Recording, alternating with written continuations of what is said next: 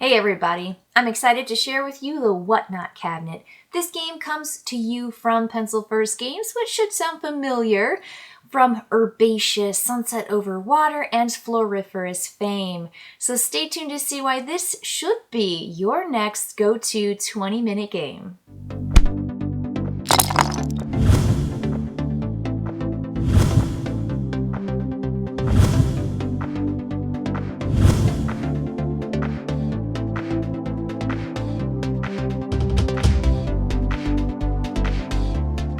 In the Whatnot cabinet, players have a cabinet. It's a 3x4, which is totally the new fad for now. I played so many games at Gen Con that had this 5x5, 4x4, 3x3, 3x4 grid that players were needing to puzzle out. And so I think this fits right in with like the hotness that's going on right now because they've got this cabinet, again, 3x4, and you are collecting all of these cute little objects that have a type and a color and might even have a crown, which is awesome, bonus points. And you're going to be putting these into your cabinet over a series of rounds. And in these rounds, players are open drafting in initiative order, much like you do in Floriferous, where the pawn that is furthest on this track will place theirs out to do one of the 5 actions before everyone else, but then they take up that spot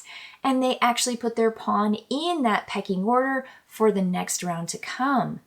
It's so clever, straightforward, and just juicy enough. And this game will take you 20, maybe 25 minutes the first time you play to play. You know, in a 2-player game, you're only playing 3 rounds because you essentially have 2 pawns. And each time you place a pawn, you are taking 2 of those objects into your tableau. So that means 2 and 2, that's 4 times 3 rounds. There's your 12, right? So even in that 2-player game, 3 rounds and you're done. And in a 3 or 4-player game, you are playing 6 rounds because you have 1 pawn that you're controlling. It's just lovely and super, super streamlined. Now, what are you actually looking for and what makes you pick a particular object over the other? Well, it depends because players are going to start to see a design come into shape as they place these curious little tokens and these objects into their cabinet. Now, you get to score a column or a row if it finishes filling up with an object of filling all the way across or all the way down. And the way you score is pretty simple. When you look at your columns, you want your columns to be color friendly. That you want them to be all one color or all a different color. And you're going to score points based on color. And when you look at those rows, you want them to be object related. So all the same object or all different objects. And to try to puzzle out how you're fitting in this particular color with this particular shape and with getting some crowns, and maybe you're even selecting the object that gives you a bonus victory point because that was the card that was drawn at the beginning of the game. That's called a wonder card, and of the 5 objects, you're always going to draw one of those wonder cards and flip it face up, and if you have any object that matches that in your area every time, you're going to get that bonus victory point, which is just another objective to go for, and that one is public. Now, there are some other things that people are vying for.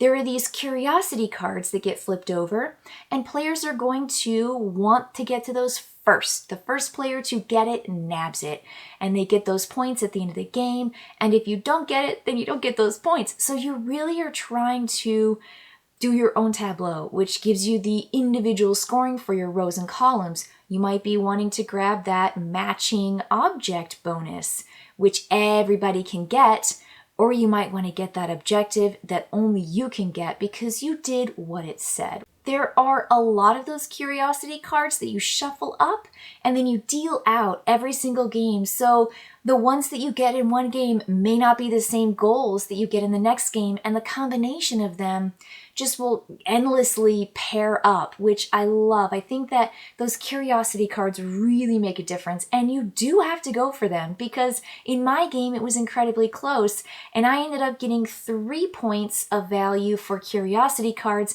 when my opponent got 6 points of value. And so I think that difference really mattered when it got to the end scoring. And so definitely pay attention to the curiosity cards. The other really cool feature that I got, which was a bonus pack, it was the Fascination Pack, and it gave players personal, private goals to go for that you slowly revealed to your opponent after round 1, after round 2, because you want to get those things and you want to get more of those things than your opponent. So you want to keep it secret, and you want to make sure that you're nabbing them before they know what you're doing so that you can kind of get away with it.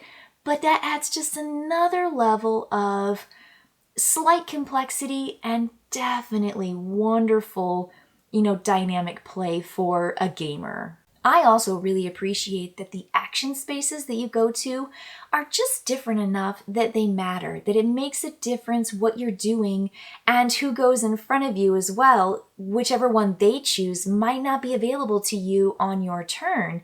And so you want to either draw from the bag, because what's out in the tableau in that open area is not really what you're looking for. But then someone goes in the spot that says take 2 from the bag and keep 1 and put 1 out. And you're like, oh no, well maybe I have to go to the spot that says clear all of the outside tiles, draw new ones, and then select 2 from that.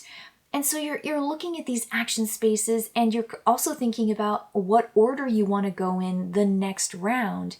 And so there was one time where I put myself in the very first action space because the next round I needed to go first so that I could nab one of those curiosity cards, which is a first come, first serve. You grab it because you achieved it and you put it in your area. And so timing is really important. Really, when it comes down to it, the heart and the core of this game works so well. And I know why. Steve Finn is the designer for this, and if you're familiar with Dr. Finn's games and the videos that I've made for him and the more recent print and plays that have essentially dual versions of his previous games, check those out on my channel for sure. But he's got this really great wheelhouse for these quick games that have just enough to bite off and chew and enjoy. There are some lovely mechanics here, the open drafting, the initiative placement, and then of course you've got that puzzle feature when it comes to your own curiosity cabinet, your own whatnot cabinet as you grab these really fun objects as you essentially walk along the beach. So it's all there, and again, kudos to the designer for that. It doesn't surprise me at all. But I think this game is also really pretty and shareable and lovely. So I really appreciate this. There is a solo version. It goes 1 to 4. I found that a 2-player game of this was just what I needed.